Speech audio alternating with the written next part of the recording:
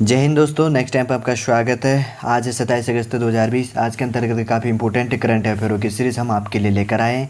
जैसे कि आपको मालूम होगा कि हमारे द्वारा daily UPSC, SSC, railway, bank, etc जो भी गवर्नमेंट एग्ज़ाम होते हैं उसके अंतर्गत हमेशा करंट अफेयर पूछने को दिखाई देता है और हमारे द्वारा वही करंट अफेयरों के इंपॉर्टेंट क्वेश्चनों को आपके लिए प्रोवाइड किया जाता है जो एग्ज़ाम परस्पेक्टिव से काफ़ी इंपॉर्टेंट होता है, जो एग्ज़ाम पर पूछने को दिखाई देगा।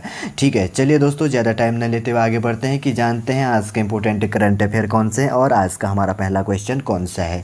आज का हमारा पहला क्वेश्चन है, हाल ही में टाटा डिजिटल के द्वारा किस नाम से एक ऐप को लॉन्च किया गया। पहला ऑप्शन ए है सुपर ऐप, ऑप्शन बी है Tata digital app, option C है टाटा भारत और ऑप्शन डी है टाटा इंडिया। तो इसके अंतर्गत का हमारा राइट आंसर क्या है, ऑप्शन ए सुपर ऐप। ठीक है, हाल ही में क्या किया गया है, टाटा डिजिटल के द्वारा सुपर ऐप नामक ऐप को लॉन्च कर दिया गया। ठीक है, इसके अंतर्गत का इनका मुख्य उद्देश्य क्या है, सारे उपभोक्ताओं की फैसिलिटी के अंतर्गत सारी चीज़ों को क्या करना है, एक मंच में इनके अंतर्गत पे लेकर आना है। ठीक है, और इनमें उपभोक्ताओं को अनेक प्रकार की सुविधाएं उपलब्ध कराई जाएंगी, जैसे कि उसके अंतर्गत होगा भोजन, होगा किराना, होगा ऑर्डरिंग, फैशन और उनकी जीवन शैली, जो इलेक्ट्रॉनिक सुविधाएं होंगी तथा उपभोक्ता की टिकाऊ वस्तुएं जो भी सम्मिलित होंगी, एजुकेशन हो गया और हेल्थ संबंधी जो भी फैसिलिटी होगी, इसके अंतर्गत क्या किया जाएगा, सभी प्रकार का लाभ इसके अंतर्गत उपभोक्ता ले सकते हैं। ठीक है, अगर टाटा की बात करें तो इसका मुख्य रूप से जो गाड़ियां बनाने का काम है ये कहाँ पर होती है, उत्तराखंड के पंतनगर पर स्थित है। ठीक है, चलिए आपको समझ में आ गया होगा। आगे बढ़ते हैं, हमारा आज का दूसरा क्वेश्चन कौन सा है। आज का हमारा दूसरा क्वेश्चन है, हाल ही में किस बैंक के द्वारा कृषि ऋणों के लिए उपग्रह चित्रों का प्रयोग किया गया है। ऑप्शन ए है पीएनबी, ऑप्शन बी है एसबीआई, ऑप्शन सी है यस बैंक, ऑप्शन डी है आईसीआईसीआई बैंक। ठीक है, इसके अंतर्गत हमारा राइट आंसर क्या है, हमारा ऑप्शन डी आईसीआईसीआई। इसका फुल फॉर्म होता है Indian credit investigation corporation of India. ठीक है, और इसके अंतर्गत इन्होंने क्या कर दिया गया है, आईसीआईसीआई बैंक के द्वारा क्या किया गया है, जो कृषि ऋणों के लिए उपग्रह चित्रों का उपयोग किया जाएगा। ठीक, क्या होगा, जो आईसीआईसीआई बैंक है किसानों की ऋण योग्यता का आकलन करने में मदद करने के लिए क्या करेगा, खेत की उपग्रह छवियों का उपयोग करना शुरू करेगा। ठीक है, यह कदम इम्पोर्टेंटली रूप से क्यों लिया गया है, कोविड-19 के कारण महामारी की चपेट में आने से क्या हो गया है, दुनिया भर में लागत में कटौती और तेज़ी से ऋण देने के निर्णय लेने में क्या करेगा, यह मदद करेगा। ठीक है, इसके अंतर्गत क्या होगा कि बैंक क्या करेगा, 500 गाँवों में कृषि ऋण के लिए अंतरिक्ष से ली गई तस्वीरों का विश्लेषण इसके अंतर्गत करेगा। कितने गाँवों को, 500 गाँवों को इसके अंतर्गत विश्लेषण करेगा। ठीक है, और इम्पोर्टेंटली रूप से इसने कितने 63,000 गाँवों में क्या है, कृषि ऋण लेने की भी क्या कर रखी है, इसने योजना बनाई हुई है। ठीक है, और इसके रूप से जान लेते हैं कि आईसीआईसीआई का हेडक्वार्टर कहाँ पर स्थित है, मुंबई पर, और 1994 ईस्वी में इसकी स्थापना हुई थी। कब हुई थी, 1994 industrial credit investigation corporation of. ठीक है ना, आईसीआईसीआई का क्या फुल फॉर्म क्या होता है, industrial credit investigation corporation of India इसका फुल फॉर्म होता है। ठीक है, चलिए आगे बढ़ते हैं। हमारा आगे का क्वेश्चन कौन सा है, हाल ही में इंडियन एनर्जी एक्सचेंज के सीईओ किसे नियुक्त किए गए हैं। ठीक है, क्या करें, क्वेश्चन आपके लिए वापस रिपीट करते हैं, हाल ही में इंडियन एनर्जी एक्सचेंज के सीईओ किसे नियुक्त किए गए। पहला ऑप्शन है राजीव श्रीवास्तव, ऑप्शन बी है सत्यनारायण गोयल, ऑप्शन सी है जयदीप सिंह, ऑप्शन डी है दिलीप कुमार। तो इसके अंतर्गत का हमारा राइट आंसर क्या है, ऑप्शन बी सत्यनारायण गोयल जी को क्या कर दिया गया, हाल ही में इंडियन एनर्जी एक्सचेंज के सीईओ नियुक्त कर दिए गए। ठीक है ना, ये रहे, कौन है ये, सत्यनारायण गोयल जी हैं। ठीक है, इन्हीं को क्या कर दिया गया है, इंडियन एनर्जी एक्सचेंज के चीफ एग्जीक्यूटिव ऑफिसर इन्हीं को नियुक्त कर दिया गया है। और इन्होंने किसकी जगह ली है, राजीव श्रीवास्तव की जगह ले ली है। किस जगह ले लिया, राजीव श्रीवास्तव की जगह इन्होंने अपना स्थान ले लिया। ठीक है, चलिए आपको समझ में आ गया। आगे बढ़ते हैं, हमारा आगे का क्वेश्चन कौन सा है, हाल ही में किस राज्य में आरटी-पीसीआर कोविड-19 परीक्षणों के लिए निजी प्रयोगशालाओं द्वारा अधिकतम मूल्य को घटा दिया गया है। ठीक है, पहला ऑप्शन है असम, दूसरा है ओडिशा, तीसरा है बिहार, ऑप्शन डी है पश्चिम बंगाल। तो इसके अंतर्गत हमारा राइट आंसर क्या है, ऑप्शन ए असम। असम की कैपिटल कहाँ पर स्थित है, दिसपुर। इसने क्या कर दिया है कि कोविड-19 का जो क्या नाम है, आरटी-पीसीआर। ठीक है, क्या नाम है, आरटी-पीसीआर। इसके फुल फॉर्म क्या होता है, real time polymerase chain reaction में क्या कर दिया गया, निजी प्रयोगशालाओं के द्वारा कीमत पर कटौती कर दी गई। पहले कितना था, 2200 रुपये इसके अंतर्गत टेस्ट होता था, अब कितना कर दिया, 1200 रुपये। कौन से राज्य में, असम। असम की कैपिटल कहाँ पर स्थित है, दिसपुर। इसके अंतर्गत के की पॉइंट देख लेते हैं हम। इंपॉर्टेंटली रूप से असम की स्थापना 1 अप्रैल 1936 ईस्वी में हो गया था। राजधानी भुवनेश्वर हो गया, मुख्यमंत्री नवीन पटनायक, राज्यपाल गणेशी लाल और मुख्य न्यायाधीश कौन है, संजू पांडा। ठीक है, अगर इसके ज़िले की बात करें तो 30 ज़िले हैं, राज्यसभा की 10 सीटें तथा लोकसभा की 21 सीटें और विधानसभा की 147 सीटें हैं और आप इसमें आराम से पहुँच करके इसको देख सकते हैं। ठीक है, चलिए आगे बढ़ते हैं। हमारा आगे का क्वेश्चन कौन सा है? हाल ही में किस राज्य को 6 महीने के लिए अशांत क्षेत्र घोषित कर दिया गया है? ठीक है, पहला है असम, दूसरा है पश्चिम बंगाल, तीसरा है नागालैंड, चौथा है अरुणाचल प्रदेश। इसके अंतर्गत का हमारा राइट आंसर क्या है? Option A Assam. असम की कैपिटल कहाँ पर स्थित है? दिसपुर। ठीक है, मैप पर जान लेते हैं आखिर असम कहाँ पर। ठीक है ना, ये रहा हमारा प्यारा भारत, इसके अंतर्गत असम कहाँ पर स्थित है? ये रहा असम। असम की कैपिटल कहाँ पर स्थित है? दिसपुर। असम की कैपिटल दिसपुर होगी और यहाँ पर क्या कर दिया गया है? अशांत क्षेत्र 6 महीने के लिए घोषित कर दी गई है। ठीक है, असम को क्या कहा जाता है? चिकन नेक भी कहा जाता है। ठीक है, क्योंकि इसको आराम से काटा जा सकता है। इसके अंतर्गत किसके अंतर्गत लिया गया है? किस निर्णय के आधार पर? इस निर्णय के आधार की बात करें तो जो निर्णय क्या होता है? सशस्त्र बल अधिनियम 1958 के आधार पर। कौन है? सशस्त्र बल अधिनियम क्या है? 1958 के तहत। ठीक है, इसके अंतर्गत क्या कर सकता है? सैनिक हथियार बल का प्रयोग भी कर सकता है। ठीक है, इसमें उसके खिलाफ कोई कार्रवाई नहीं होगी। और इसके अंतर्गत हमने जैसे भी पहले जाना है कि इसके अंतर्गत की पॉइंट जो भी है, असम की कैपिटल कहाँ पर स्थित है? दिसपुर। और असम पर की बात करें तो यहाँ पर राज्यसभा की 10 सीटें तथा लोकसभा की कितनी सीटें हैं?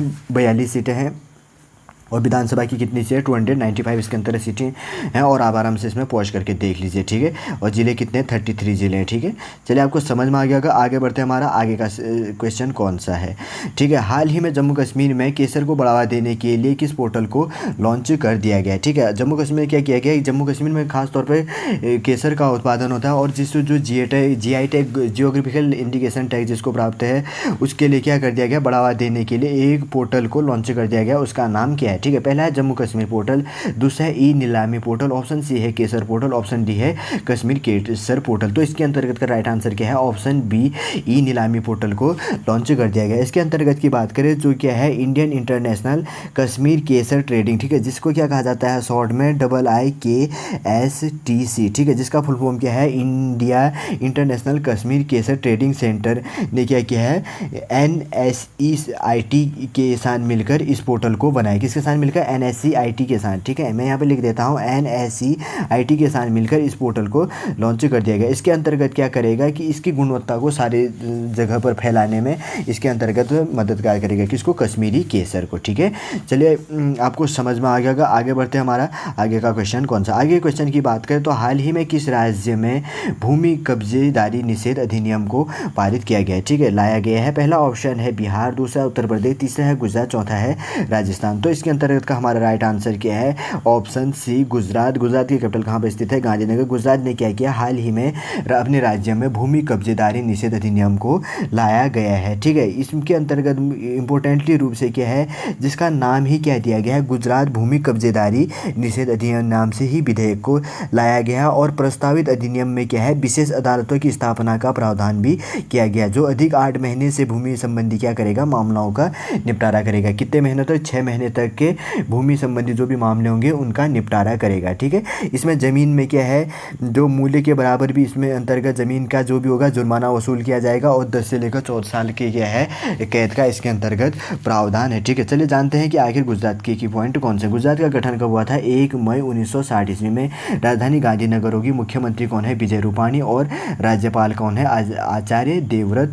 और मुख्य न्यायाधीश कौन है यहाँ पे? विक्रम नाथ। ठीक है, मुख्य न्यायाधीश। जिला 33 हो गए और लोकसभा की 26 सीटें, राज्यसभा की 11 सीटें तथा विधानसभा की 182 के अंतर्गत सीटें हैं और आप इसके अंतर्गत आराम से पहुँच करके देख लीजिएगा। ठीक है, चलिए आगे बढ़ते हैं। हमारा आगे का क्वेश्चन कौन सा है? आगे का क्वेश्चन है हमारा, हाल ही में 600 विकेट लेने वाले पहले गेंदबाज कौन बन गए हैं? ठीक है, हाल ही में 600 विकेट लेने वाले पहले गेंदबाज कौन बन गए? पहला ऑप्शन है शेन वॉर्न, ऑप्शन बी है जेम्स एंडरसन और ऑप्शन बी है अनिल कुंबले, ऑप्शन डी है अजहर अली। तो इसके अंतर्गत का हमारा राइट आंसर क्या है? Option B. ऑप्शन बी क्या है? James Anderson. ठीक है, जेम्स एंडरसन ये रहे।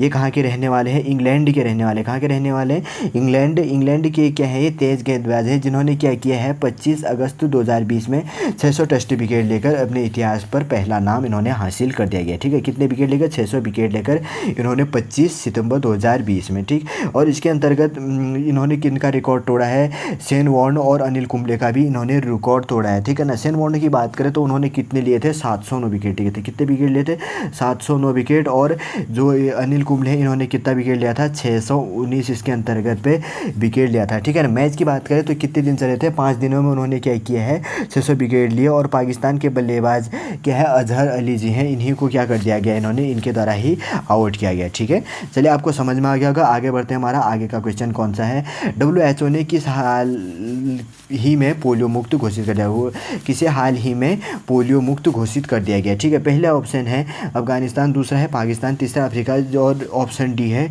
श्रीलंका। इसके अंतर्गत का हमारा राइट आंसर क्या है, ऑप्शन सी अफ्रीका को वर्ल्ड हेल्थ ऑर्गेनाइजेशन के द्वारा क्या कर दिया गया, पोलियो मुक्त कर दिया गया। किसके द्वारा, WHO के द्वारा अफ्रीका को पोलियो मुक्त घोषित कर दिया गया। अब किसके द्वारा, इसके अंतर्गत अगर बात करें तो वर्ल्ड हेल्थ ऑर्गेनाइजेशन के अंतर्गत क्या है, अफ्रीका क्षेत्र, जो अफ्रीका क्षेत्र के निर्देशक है जिनका नाम क्या है, मैं यहाँ पर आपके लिए लिख देता हूँ, उनका नाम है मत्स्य दियो। ठीक है, मत्स्य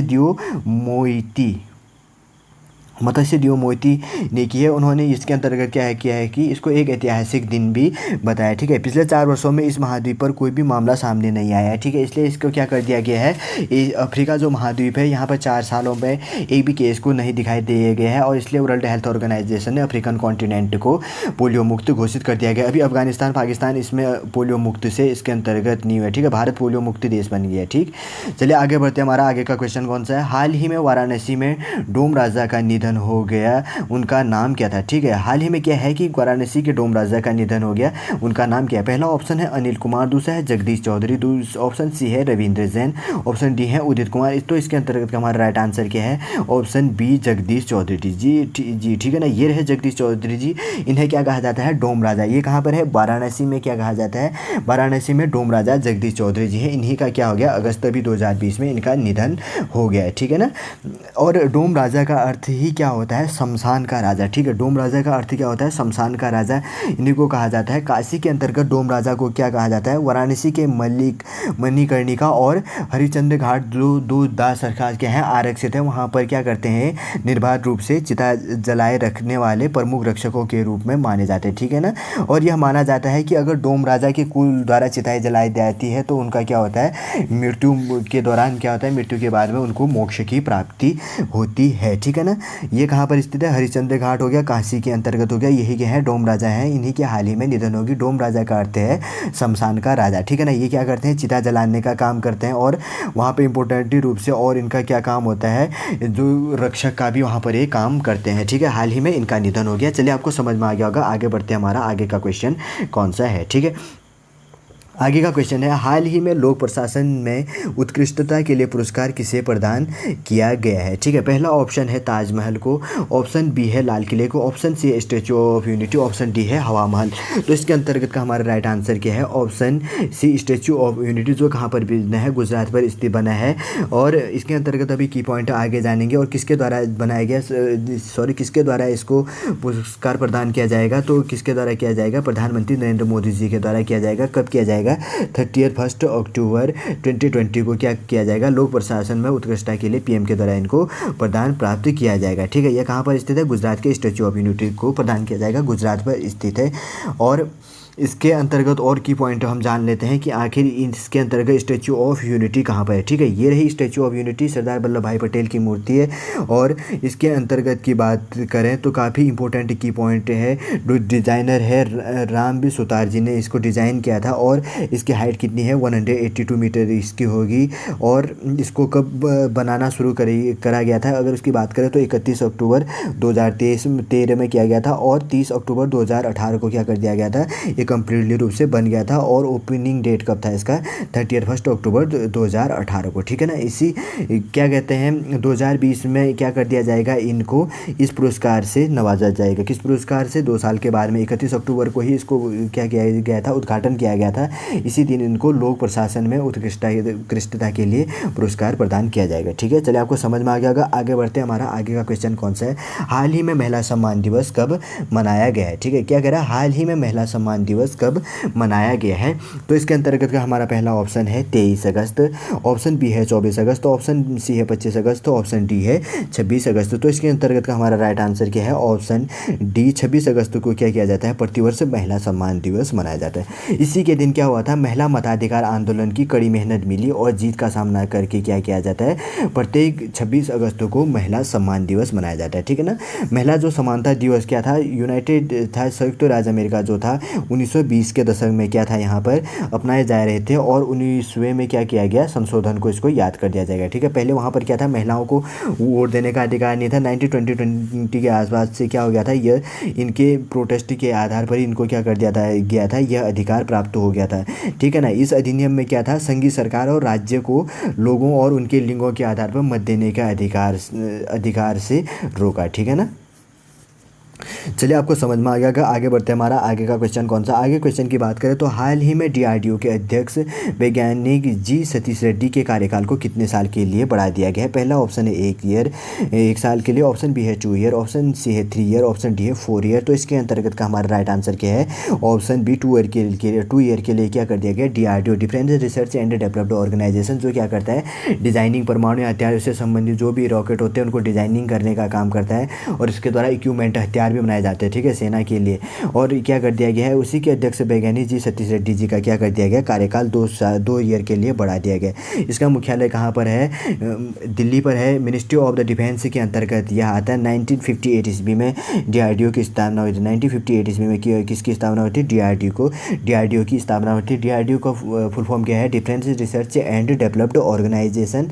और इसका मोटो क्या होता है? वलस्य मूलम विज्ञानम, संस्कृत में है strength origin and Egypt science. इसका क्या है? इंग्लिश में इसका मोटो है, ठीक है ना। चलिए आपको समझ में आ गया। आगे बढ़ते हैं, हमारा आगे का क्वेश्चन कौन सा है? हाल ही में विश्व के तेज मानव कैलकुलेटर का खिताब किसने जीता है? ठीक है, हाल ही में क्या कह रहा है? विश्व के तेज मानव कैलकुलेटर का किताब किसके द्वारा जीता गया? पहला ऑप्शन है विजय पंडित, ऑप्शन बी है आनंद सिंह और ऑप्शन सी है नीलकांत भानुप्रकाश, ऑप्शन डी है कौटिल्य। तो इसके अंतर्गत राइट आंसर क्या है हमारा? ऑप्शन सी नीलकांत भानुप्रकाश जी, ठीक है। प्रकाश भानुप्रताप जी ये रहे। इन्हीं को क्या कर दिया गया है? अभी विश्व के सबसे तेज़ मानव कैलकुलेटर के रूप में इनको पुरस्कार दिया गया है। और ये कितने साल के हैं? 21st, ठीक है ना, 21st एज के अभी ये हैं। और ये कहाँ के रहने वाले? हैदराबाद के रहने वाले, ठीक है ना। उनकी बात करें तो उन्होंने क्या किया है? माइंड स्पोर्ट्स ओलंपियाड, जिसे एमएसओ कहा जाता है, इसका फुल फॉर्म क्या होता है? माइंड स्पोर्ट्स ओलंपियाड में मानसिक जो गणना तथा विश्व चैंपियनशिप में भारत के लिए पहला स्वर्ण पदक इनके द्वारा जीता गया, ठीक है ना। ये आयोजन की बात करें तो 15 अगस्त को स्वतंत्रता दिवस के अंतर्गत पे क्या किया जाता था? इसको आयोजन किया गया था। इसके अंतर्गत इन्होंने अन्य रिकॉर्ड भी लिए हैं जिनमें क्या है? 50 लिम का अवार्ड भी इसके अंतर्गत सम्मिलित है। कितने? 50 लिम का अवार्ड इसके अंतर्गत सम्मिलित है, ठीक है। चलिए आगे बढ़ते हैं, हमारा आगे का क्वेश्चन कौन सा और लास्ट का क्वेश्चन कौन सा? हाल ही में किसके द्वारा LIS बैटरी तकनीकी को विकसित किया गया है? ठीक है ना। हाल ही में क्या कह रहा है? किसके द्वारा LIS बैटरी को विकसित किया गया है? ठीक है, LI और S का फुल फॉर्म क्या है? लिथियम सल्फर बैटरी को किसके द्वारा विकसित किया गया? ठीक है, पहला ऑप्शन है IIT दिल्ली और ऑप्शन बी है IIT चंडीगढ़, ऑप्शन सी है IIT बॉम्बे और ऑप्शन डी है IIT मद्रास। तो इसके अंतर्गत का राइट आंसर क्या है? IIT बॉम्बे के द्वारा क्या कर दिया गया है? लिथियम और सल्फर बैटरी तकनीकी को विकसित कर दिया गया है। ठीक है, अगर इसकी बात करें तो अनुसंधान लगातार क्या है? प्रभावी, कॉम्पैक्ट, ऊर्जा कुशल, सुरक्षित और पर्यावरण के अनुकूल लिथियम और सल्फर बैटरी के उत्पादन में सहायता करेगा। ठीक है, अगर बैटरी में क्या होगा? पेट्रोलियम उत्पादन, जो उद्योगों के उत्पादन को शामिल किया जाएगा, जैसे कि सल्फर, और उसमें क्या है? टैग जो क्या होता है? गैजेट्स और ड्रोन आदि को पावर देने की क्षमता होगी। ठीक है ना, इसके अंतर्गत। ठीक है, चलिए दोस्तों, आज का करंट अफेयर हम यहीं पर समाप्त करते हैं। उम्मीद करूंगा दोस्तों आज का करंट अफेयर आपको अच्छा लगा होगा। यदि आपको हमारा करंट अफेयर अच्छा लगे तो लाइक कीजिए, कमेंट कीजिए और हमारे इस चैनल नेक्स्ट टाइम को सब्सक्राइब कीजिए।